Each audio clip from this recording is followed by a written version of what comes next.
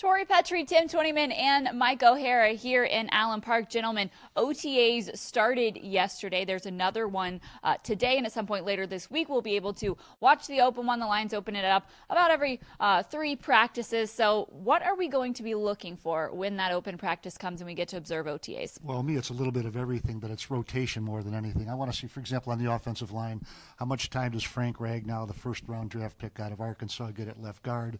How much does Graham Glasgow get at center, and vice versa? And really on through the roster, just to see certain guys that they've drafted, where do they fit in right now? And the emphasis is, folks, it's right now. Exactly. Well, there's been a few questions, maybe 1 or 2, about what this defense might look like. A couple. A lot of people out there interested as well. Tori, we talked about this on a podcast that's coming up here, about the question of 4-3 versus 3-4 and how teams are in sub packages 60-70% of the time anyways. So I don't know how much that merits the conversation, but people are interested in it. Are there going to be more 4 linebacker looks? What's the rotation going to look like up front? And some of those base elements are going to be interesting to people, and I think that's one of the things that I'm going to be looking out for later this week when we get to see it. Just what does that defense look like? How do they rotate guys? What are the dime and nickel looks like? Are they using a lot of safeties? Just some of the things that I've had questions to since Matt Patricia was hired in February. We're going to start to see some answers later this week. Well, even though with the multiple looks, though, there are certain differences between a base 3-4 and a base 4-3. It's the number of players you keep at defensive linemen versus how many linebackers and all that. Do you have like a big 300-pound right defensive end that you wouldn't have really necessarily in a 4-3? So I think there are some clues there, but there are no answers. Well, and too, guys like Ziggy Ansah, where do they line up? Are they a 5-tech? Are they a 7-tech? Are they going to rush from a 4-point stance, which he loves to do? Are they going to stand him up, move him around? Sure. And so some of those things we'll start to see, too, just some different combinations and using guys different ways. And what linebackers are playing around Jared Davis. I think we know that they like him as their middle linebacker, but then who fits in where and what does that look like as well? Well, if it's a 3-4, though, is he a middle linebacker or an inside linebacker? I mean, there's a distinction there, too. And look, if the Lions play a 3-4 at any for any period of time, it's the first time they've gone away from the 4-3 since 1997.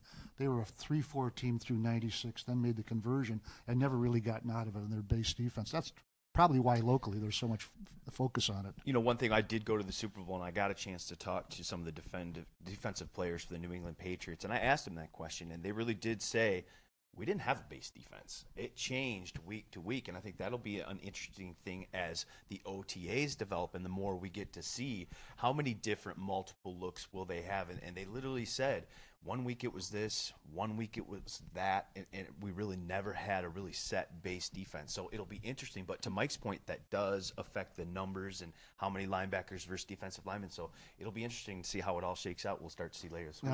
I'll give you a little hint if you want to just go back and do some research. Went back and looked at the playoffs last season, and they played different teams in the playoffs. They lined up differently against the Jacksonville Jaguars, a run-oriented team, than they did against their other playoff opponents. So there are some clues out there, folks, if you have nothing else to do in your life like me and just want to look through it.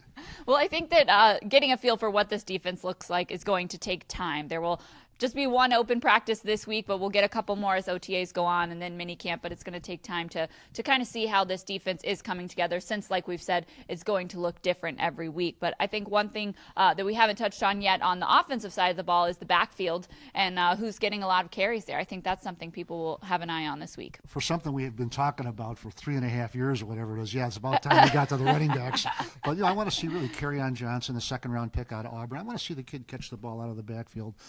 You can't tell a lot, running style with no contact. I just want to see what kind of hands he has. He was an all-state basketball player in Alabama, really a good player. He comes from a basketball family. So that really kind of lends itself to a guy with hand-eye coordination, which, as you all know, is important to catching a football. So I just want to see how smooth he looks. Does he, does he catch and run, or does he have to, sort of juggle the ball a little bit or set himself to run? I think running out of the backfield is just catching out of the backfield is just a huge asset for a running back.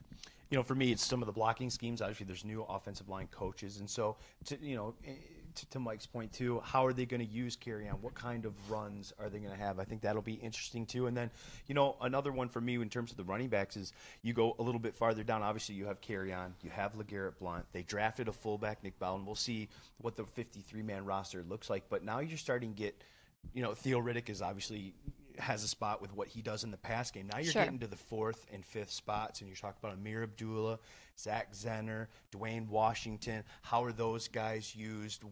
What's it shaking out to be for that 4th, 5th spot? And so I think that'll be interesting to watch as OTAs, minicamp, and then training camp develops too. Yeah, and it's like Bob Quinn, the general manager, said after the draft, on that Sunday night, he said they're going to keep 4 or 5 running backs. That's 4 or 5.